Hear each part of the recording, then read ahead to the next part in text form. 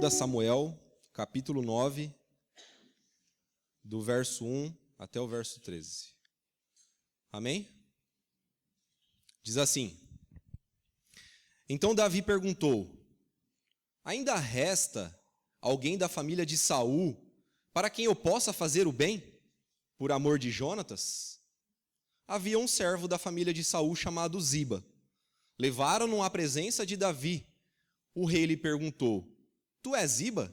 Ele respondeu: teu servo. O rei prosseguiu: não existe alguém da família de Saul para quem eu possa demonstrar a bondade de Deus? Então Ziba disse ao rei: ainda há um filho de Jonatas, aleijado dos pés. O rei lhe perguntou: onde ele está? Ziba respondeu ao rei: está na casa de Maquir, filho de Amiel, em Lodebar. Então o rei Davi mandou trazê-lo da casa de Maquir, filho de Amiel, em Lodebar. Então Mefibosete, filho de Jonatas, filho de Saul, veio a Davi e se prostrou com o rosto em terra e fez-lhe reverência. Davi perguntou: Mefibosete? Ele respondeu: aqui está teu servo. Então Davi lhe disse: não temas, porque certamente serei bondoso para contigo, por amor de Jonatas, teu pai, e te restituirei todas as terras de Saul, teu pai, e tu sempre comerás à minha mesa. Então Mefibosete lhe fez reverência e disse: quem é o teu servo, para atentares para um cão morto, como eu? Então Davi chamou Ziba, servo de Saul, e lhe disse: dei ao filho de teu senhor tudo o que pertencia a Saul e a toda a sua família. Tu cultivarás a terra com teus filhos e servos, e colherás dos frutos para que o filho do teu senhor tenha alimento para comer. Mas Mefibosete, filho do teu senhor, comerá sempre à minha mesa. Ziba tinha 15 filhos e 20 servos. Ziba respondeu ao rei: tudo quanto o rei, meu senhor, mandar o seu servo fazer, lhe será feito. O rei disse: e Mefibosete comerá à minha mesa como um dos filhos do rei. Mefibosete tinha um filho pequeno, chamado Mica, e todos quanto moravam na casa de Ziba eram servos de Mefibosete. Mefibosete passou a morar em Jerusalém, por isso sempre comia à mesa do rei. Ele era aleijado de ambos os pés. Vamos orar mais uma vez. Senhor, nós não somos dignos de estar aqui, Pai. Nós não somos dignos de estar diante da Tua palavra. Mas o Senhor foi bondoso e nos concedeu essa noite e permitiu que nós estivéssemos aqui. Nós pedimos a Tua graça agora, Senhor.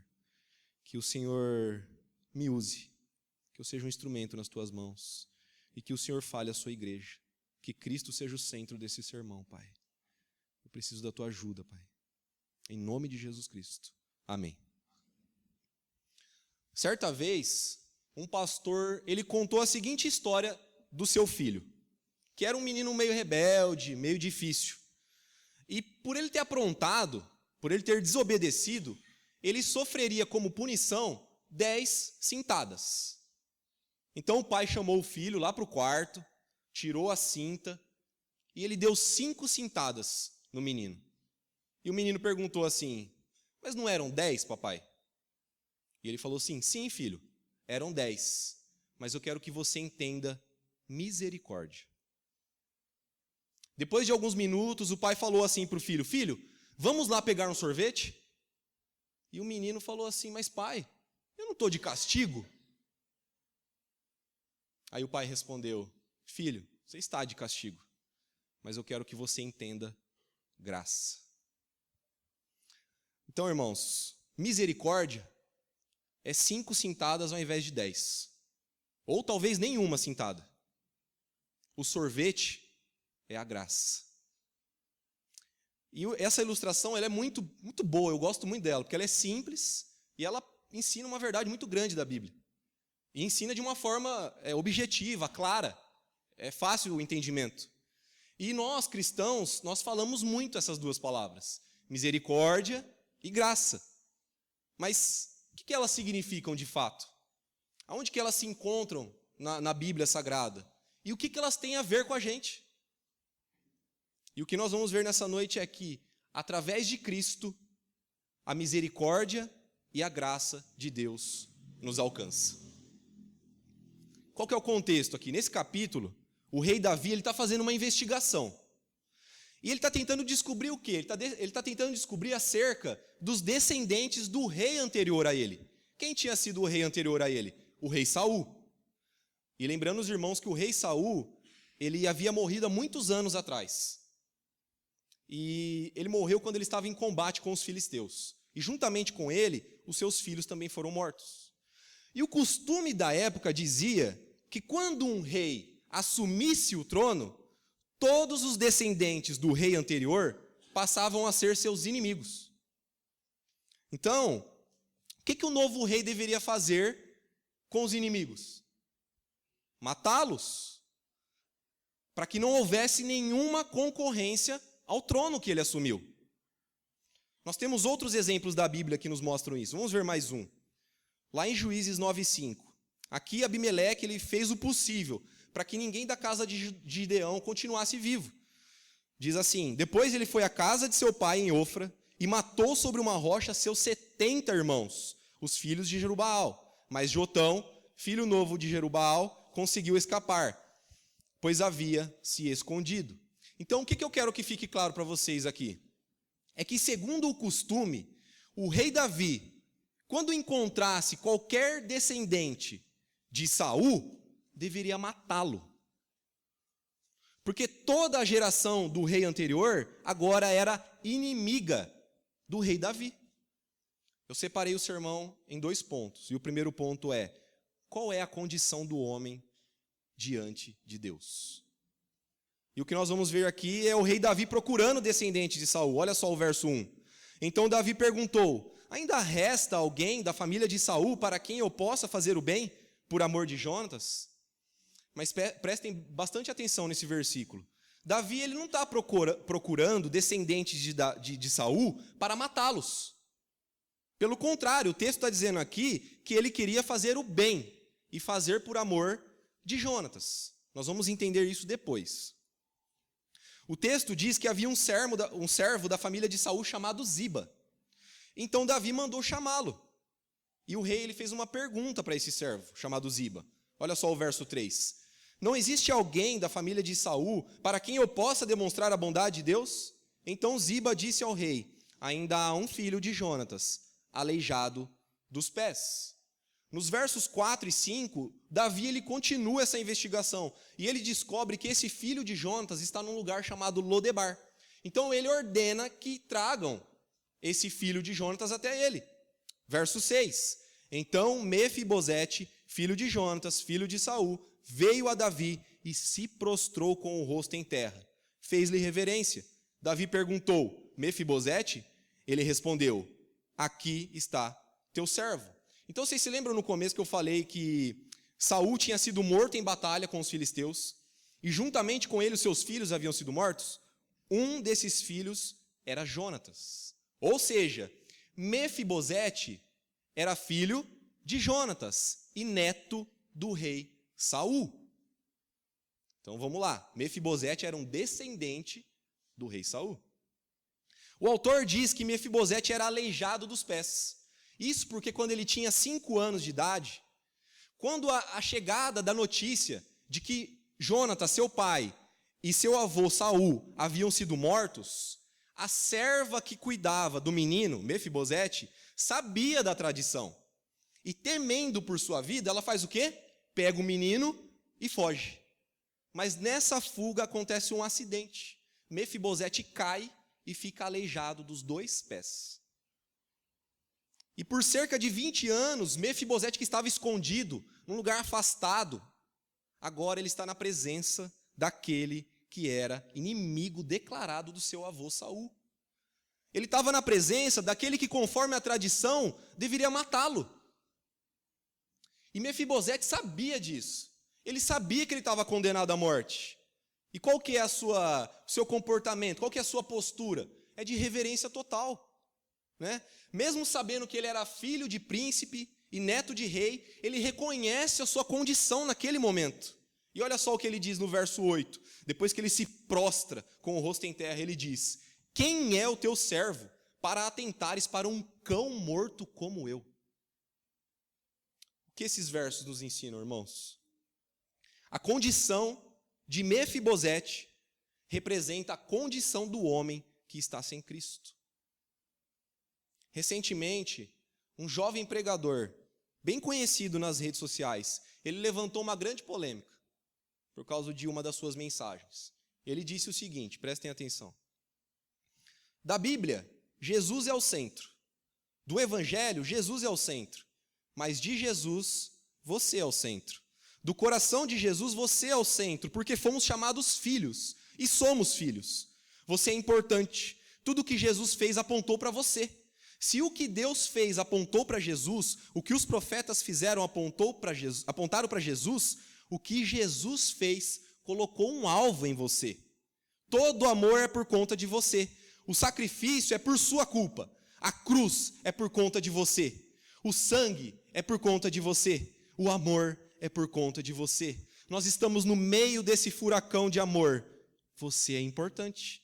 Se qualquer história, qualquer legado, qualquer palavra contra você menosprezou, colocou você para baixo, eu digo em nome de Jesus para você, você é a pessoa mais importante da terra. Porque tudo que Jesus fez foi por sua culpa. Você é importante. Irmãos, eu não estou citando aqui esse pedaço da mensagem, meu intuito não é querer refutar ou argumentar contra as coisas que ele está falando aqui. Só que eu quero propor uma reflexão para os irmãos diante desse pedaço da mensagem. Sabe quantas vezes a palavra você aparece aqui em 1 minuto da mensagem dele? Quem chuta? 15 vezes. E percebam, irmãos, o erro aí, o problema, não está na palavra você, mas está em como ela está sendo usada no sermão. Porque, no caso aqui, em nenhum momento ela é usada para confrontar. Mas ela é usada para quê? Para aumentar a autoestima do homem. Esse vídeo ele possui cerca de 1,5 milhões de visualizações. Isso só no YouTube, porque ele está sendo compartilhado em muitas outras redes sociais. E o que eu vi, porque eu tenho rede social, o que eu vi foram pessoas que nem vão na igreja, pessoas que nem evangélicas são, compartilhando e falando muito bem desse vídeo. Pessoas que nem sabem quem Jesus Cristo é, mas falando bem e compartilhando. Por que vocês acham que isso acontece? A mensagem desse pregador aqui, ela é apenas um reflexo de um entendimento errado que a nossa sociedade tem. Qual que é esse entendimento errado? É um entendimento errado quanto à condição do homem. Para eles, esse entendimento que eles têm é um entendimento antropocêntrico. O que isso significa? O homem no centro de tudo. Tudo é adequado às necessidades do homem. Tudo é para satisfazer os prazeres do homem. Tudo é para atender os desejos do homem. Tudo é para a glória do homem. Então, um sermão que massageie o ego do homem é muito bem-vindo. Vai agradar todo mundo mesmo. E as pessoas vão compartilhar. Vê se alguém fica compartilhando lá a mensagem lá do Paul Washer. Pelo contrário, ele foi até censurado esses dias nas redes sociais. Agora eu pergunto para vocês, essas afirmações que nós vimos, quanto ao homem e quanto a ele ser o centro, essas afirmações estão de acordo com a Bíblia? Essas afirmações, elas estão de acordo com o Evangelho de Cristo? E se o problema fosse o entendimento errado somente da parte dos não crentes, estava tudo bem. Por quê? Porque a principal missão da igreja, a principal missão nossa aqui, minha e sua, é anunciar o Evangelho de Jesus Cristo. E quando o Evangelho de Jesus Cristo é anunciado com fidelidade, ele confronta esse entendimento equivocado quanto ao homem, quanto à condição do homem. Mas o que nós temos visto? Um evangelho distorcido sendo pregado. Você é um vencedor. Você é precioso. Você é ouro puro de Ofir. Você é a pessoa mais importante da face da terra. Você é o ponto fraco de Deus. Olha o absurdo, irmãos. Gente, agora vamos pensar. Se o homem é tão bom assim, ele precisa de um Salvador? Então ele não precisa, ele não carece da misericórdia de Deus. Através da história de Mefibosete, nós podemos entender qual que é a verdadeira condição do homem. Por causa de uma queda, Mefibosete, na sua infância, ele ficou aleijado. E ele nunca mais se recuperou disso. Nós também fomos atingidos por uma queda. A queda de Adão. Romanos 5, verso 12. Portanto, assim como o pecado entrou no mundo por um só homem, está falando de Adão, e pelo pecado a morte, assim também a morte passou a todos os homens, pois todos pecaram. Só que ao contrário de Mefibosete, essa queda ela não afetou somente os nossos pés, mas afetou todo o nosso ser. A nossa mente, as nossas emoções, a nossa vontade, o nosso corpo, a nossa alma. Nos afetou por completo. Olha só lá, Romanos 8:7. A mentalidade da carne é inimiga de Deus, pois não está sujeita à lei de Deus, nem pode estar. Então, assim como todos os descendentes de Saul passaram a ser inimigos de Davi, toda a descendência de Adão passou a ser inimiga de Deus. Romanos 1, 28, 31 diz: assim, por haver rejeitado o conhecimento de Deus, foram entregues pelo próprio Deus a uma mentalidade condenável para fazerem coisas que não convém, cheios de toda forma de injustiça, malícia, cobiça, maldade, inveja, homicídio, discórdia, engano, depravação, sendo intrometidos, caluniadores, inimigos de Deus, insolentes, orgulhosos, arrogantes, inventores de males, desobedientes aos pais, insensatos, indignos de confiança, sem afeto natural, sem misericórdia, os quais, conhecendo bem o decreto de Deus, que declara dignos de morte os que praticam essas coisas, não somente as fazem, mas também aprovam os que a praticam. Essa é a verdadeira condição do homem. Miserável, pecador, inimigo de Deus. O homem sem Cristo está perdido. O homem sem Cristo, ele está condenado à morte. Tem uma frase de Charles Spurgeon que diz o seguinte: quando você se sentir totalmente indigno e desprezível, você atingiu a verdade. A palavra de Deus não diz que o salário do pecado é a morte? O que nós merecíamos, então? O que você merece? Ou tem alguém aqui que não é pecador? Então, irmãos, esse é o primeiro ponto que responde essa pergunta. Qual é a condição do homem diante de Deus? Nós vimos qual é a condição do homem de Deus. Não é o que tem ensinado por aí. Você não é ouro puro de Ofir. Você é inimigo de Deus se você está sem Cristo. E o segundo ponto é: o que Deus faz diante dessa condição? Verso 7. Então Davi lhe disse: não temas, porque certamente serei bondoso para contigo, por amor de Jonatas, teu pai, e te restituirei todas as terras de Saul, teu pai, e tu sempre comerás a minha mesa. Então Davi, ele está diante de Mefibosete, que era seu inimigo, que deveria ser morto. Mas Davi age com misericórdia. O texto diz que ele não dá a Mefibosete aquilo que Mefibosete deveria receber. O texto diz que ele faz isso por amor de Jonatas. Mas o que isso quer dizer, por amor de Jonatas? Nós precisamos entender que no passado, Davi e Jonatas eram grandes amigos. E eles tinham feito uma aliança. Eles tinham feito um acordo. Está lá no primeiro livro de Samuel, capítulo 20, verso 42. E Jonatas disse a Davi: vai-te em paz, porque fizemos um juramento um ao outro em nome do Senhor, dizendo: o Senhor seja testemunha entre nós dois, e entre a minha descendência e a tua descendência, para sempre. Jonatas havia pedido a Davi que agisse com bondade para com a sua família. E é por causa dessa aliança que Davi age com misericórdia. Não era por nada que Mefibosete tivesse feito ou falado, mas era por amor ao seu pai, Jonatas, e o acordo, a aliança que os dois tinham feito. Só que não é só isso. Além de poupar Mefibosete da morte, Davi ele concede graça. E ele diz que restituiria todas as terras de Saul, assim como também garantiu que aquele que era seu inimigo, a partir de então, comeria em sua mesa. No verso 9, Davi chama Ziba, o servo da família de Saul. E aqui ele é encarregado de administrar as terras que haviam sido restituídas, as terras que pertenciam a Saul. Bem como ele tinha que servir, juntamente com a sua casa, a Mefibosete. E Mefibosete, nesse momento, ele passa a morar em Jerusalém e comer sempre à mesa do rei. Então, vocês percebam o seguinte, que aquele que anteriormente era inimigo do rei, estava condenado à morte, e havia se prostrado e reconhecido que era como um cão morto. Agora ele está numa situação muito confortável.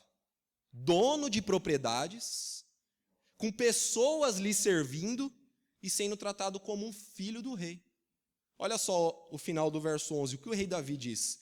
E Mefibosete comerá à minha mesa como um dos filhos do rei. Qual que é a aplicação, irmãos, desses versos para nós? Apesar da nossa condição, Deus age com misericórdia e graça. Nós vivemos numa sociedade que é baseada no mérito. O que isso quer dizer? Que as pessoas alcançam sucesso e recompensas por meio de trabalho duro, por meio de esforço e às vezes por sorte também. Então, mérito, no geral, significa merecimento. Só que também ele pode indicar algo de bom em alguma coisa ou em alguém. Ou seja, o seu valor, a sua importância. Agora imagine um estudante que ele presta muita atenção em todas as aulas, ele ouve todas as explicações que os professores fazem, ele faz anotações durante as aulas. E quando ele chega em casa, ele pratica tudo que ele aprendeu, fazendo listas e mais listas de exercícios. Agora imaginem outro estudante. Esse outro estudante, ele falta nas aulas, ele dorme durante as explicações, ele nem leva caderno. E quando ele chega em casa, ele deita no sofá e ele assiste sessão da tarde. Agora eu pergunto para vocês, qual desses dois estudantes merece passar no vestibular de uma boa faculdade? O primeiro, obviamente. E a gente vai falar que é o primeiro porque ele se esforçou. Então, mérito aqui significa merecimento. Ele merece passar no vestibular, o outro não merece. Agora, vamos pensar que você vai fazer um jantar na sua casa. E você vai convidar muitas pessoas para esse jantar, para estarem à mesa com você. Quem que você chama? Você sai na rua e sai chamando os mendigos que estão na rua? Ninguém faz isso, eu acho, né? Você vai convidar quem? Os seus familiares, os seus amigos. São pessoas que, por causa do vínculo que elas têm com você, seja de parentesco ou de amizade, essas pessoas são importantes para você. Elas têm algum tipo de valor para você. Então, nesse caso, mérito significa o que há de bom em alguém ou alguma coisa. Quando nós entendemos a verdadeira condição do homem, esse conceito de mérito, esse conceito de merecimento, de valor, ele fica mais claro, mais evidente em como Deus atua na salvação. Quando a gente entende a nossa verdadeira condição e que a gente não merece nada, a gente consegue compreender melhor como que Deus atua na salvação. Se Deus mandasse toda a humanidade para o inferno, ele seria injusto? Ele seria justo, porque é o que nós merecemos. Percebem o mérito? O nosso mérito é esse. A gente merece ir para o inferno. Se Deus nos mandasse para lá, ele estaria sendo justo. Porque essa ideia que tem se espalhado por aí, de que Deus nos deve algo, de que ele tem a obrigação de nos salvar, não é bíblica. E se a gente for pensar por uma questão de lógica, nem faz sentido. Se ele não deve nada para nós, a gente não tem mérito algum, como que a gente pode exigir alguma coisa? Vocês lembram da história do filho desobediente que eu contei lá no começo? Misericórdia ali é quando o pai ele deixa de aplicar o castigo que o menino merecia. No caso de Mefibosete, Davi deveria matá-lo, mas não faz, porque age com misericórdia. Da mesma forma, a Bíblia diz que quem peca merece a morte, merece a condenação, merece o castigo eterno. Mas quando a misericórdia de Deus nos alcança, nós não recebemos aquilo que nós merecíamos. Deus deixa de aplicar o seu justo juízo sobre pecadores como eu e você. Isso é misericórdia. Depois, quando o pai ele oferece sorvete ao filho, que estava de castigo, ele está demonstrando graça. No caso de Mefibosete, Davi não tinha que restituir as terras de Saul para ele. Muito menos chamar ele para comer na sua própria mesa. Mas o rei age com graça. Nós não somos merecedores das bênçãos de Deus. Mas a sua graça nos alcança. E graça, irmão, significa favor imerecido. É um favor que a gente não merece. Deus nos dá, mesmo que nós não tenhamos mérito algum. Josemar Bessa diz o seguinte: hoje, Deus me deixou respirar o seu ar, estar na sua terra, caminhar no seu chão, beber da sua água, ser aquecido pelo seu sol, ver suas estrelas. Que graça! Deus nos concede vida eterna, nos adota como filhos, nos torna herdeiros e nos chama para comer à sua mesa. Isso é graça, irmãos. Agora você consegue perceber a misericórdia e a graça de Deus em sua vida? Para pensar um pouquinho. Você só acordou vivo hoje por causa da misericórdia de Deus. Você consegue entender isso? A gente só acordou vivo hoje, a gente só está respirando porque Deus é misericordioso com nós. Lamentações 3, 22 e 23. As misericórdias do Senhor são a causa de não sermos consumidos, porque as suas misericórdias não têm fim. Renovam-se a cada manhã. Grande é a tua fidelidade. E tem mais.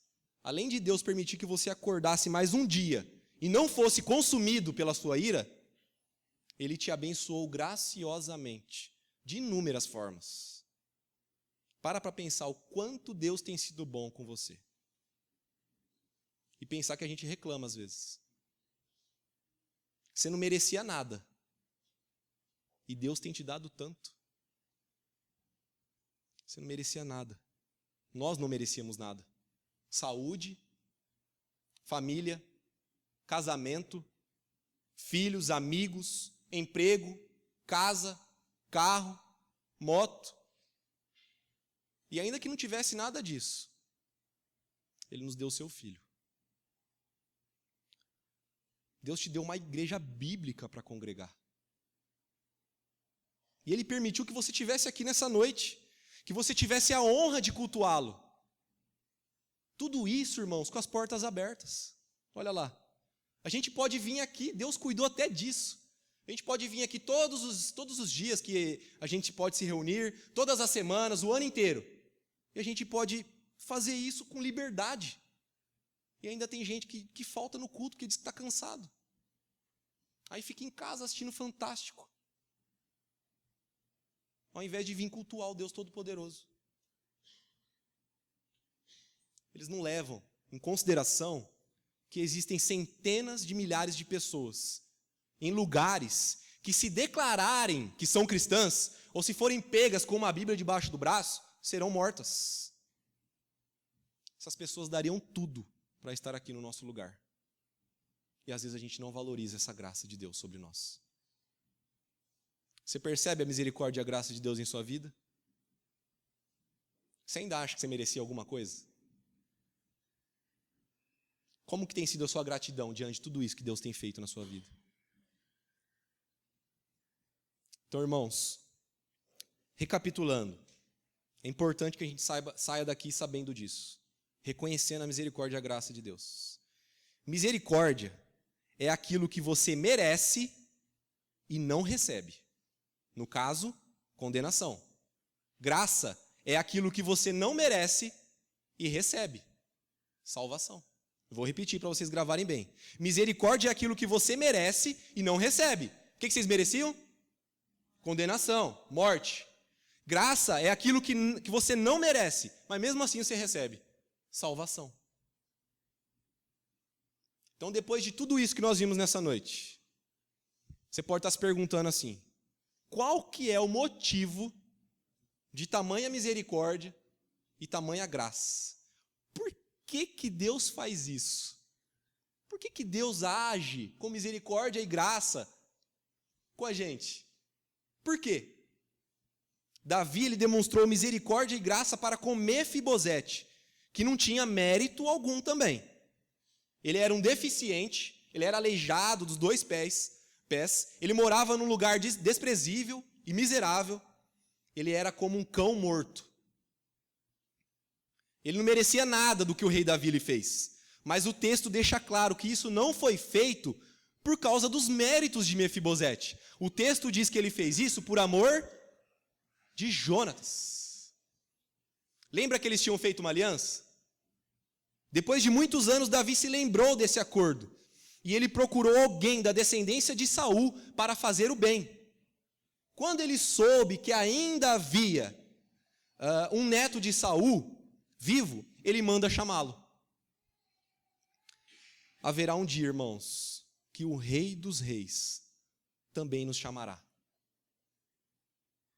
Agora tente imaginar o que Mefibosete pensou quando ele foi chamado por Davi, que era seu inimigo. O que ele deve ter pensado naquela hora? Eu estou morto. Davi vai me matar, porque é isso que eu mereço. Eu sou o inimigo, eu sou descendente de Saul, e por isso eu sou o inimigo de Davi. O que ele vai fazer comigo? Mas quando ele está diante do rei Davi, Davi olha para ele e diz: não temas, porque certamente serei bondoso para contigo, por amor de Jonatas. O dia que você estiver frente a frente com Deus, no dia do juízo final, você vai olhar para si mesmo e você vai ver toda a sua pecaminosidade, toda a sua miséria, e você vai reconhecer: eu mereço a morte. Eu mereço a condenação, eu sou um inimigo de Deus. Você vai estar diante daquele que é 3 vezes santo. Você acha que você vai estar tranquilo?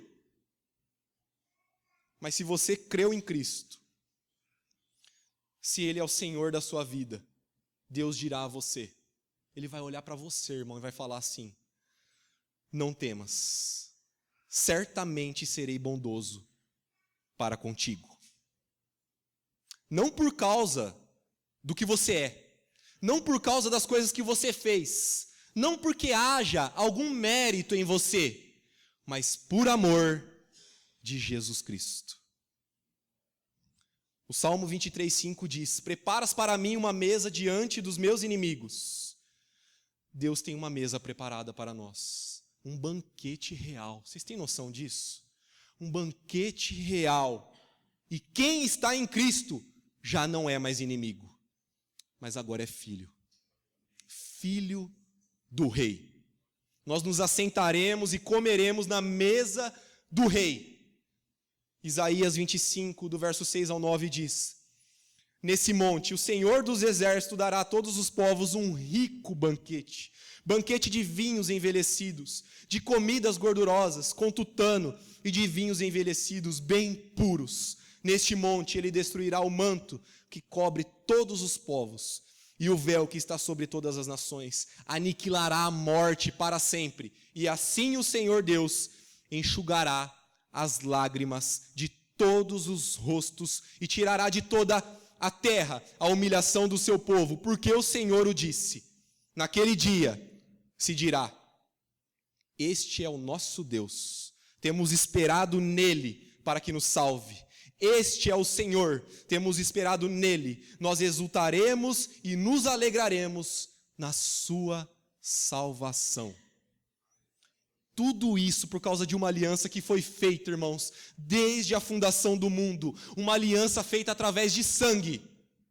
Do sangue derramado do nosso Salvador, Jesus Cristo. Se você não recebe o castigo que merece, é porque alguém foi castigado no seu lugar. É porque alguém se fez pecado e recebeu toda a ira que você merecia. Esse é o seu mérito. Toda a ira de Deus sobre você. E se você recebe as bênçãos do Senhor, salvação, vida eterna, é porque alguém fez tudo em seu lugar. É porque Jesus Cristo cumpriu, obedeceu, pagou e sofreu a morte que todos nós merecíamos. Através de Cristo, irmãos, a misericórdia e a graça de Deus nos alcança.